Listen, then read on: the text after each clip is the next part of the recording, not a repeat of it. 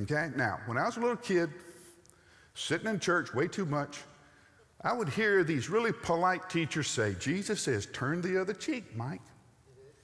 I was thinking, so somebody hits me, I turn the other cheek, they hit that cheek, then do I hit them? I've got to give somebody 2 punches before I hit back? But you hear Jesus say that, what do you think? Same thing I thought.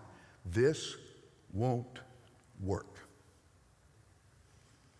If I do this, Jesus, in the way I operate my business, if I do this, Jesus, in the way I hang out with friends, they will perceive me as weak, and it will be blood in the water to sharks. And I won't survive. That is beautiful, Jesus. I'm going to cross-stitch it and put it on my refrigerator, but there's no way it'll work. Then you find yourself in a situation where somebody is mean to you, somebody hurts you, and your first reaction is to hurt them back, right? Fight fire with fire. No, you don't. You fight fire with water. I was a chaplain with the fire department. We never went out to a fire and said, hey, set these 2 houses on fire, we'll put this house out. You put water on it. You do not overcome evil with more evil. You do not defeat evil by being meaner than the people who are mean to you. You overcome evil with grace and mercy. You overcome hatefulness with love. So I find myself in a situation where somebody is hateful, mean, hurts me, and my first reaction is to defend myself. And I find myself praying, and my prayer is this: I don't believe this will work,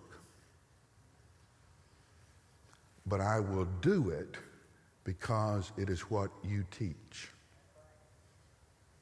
But honestly, if it doesn't work, I'm going to hit him.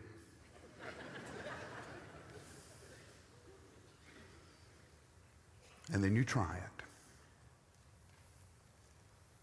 You don't fight back.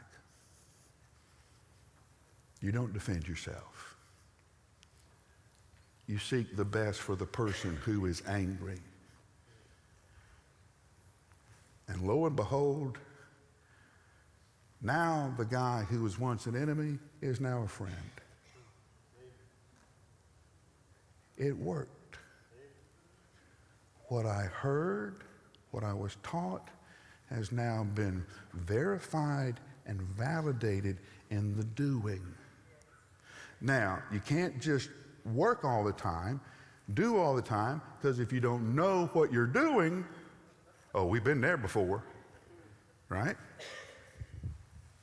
You read your scripture, you know, you hear, you go do, it's validated, you come back and you learn more. Do you notice how Jesus worked with the disciples? He would teach, then he would send them out.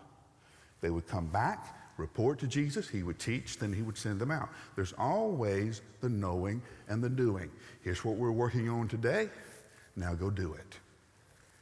Okay, once you learn, come back, we'll talk about it some more. That's the way it happens.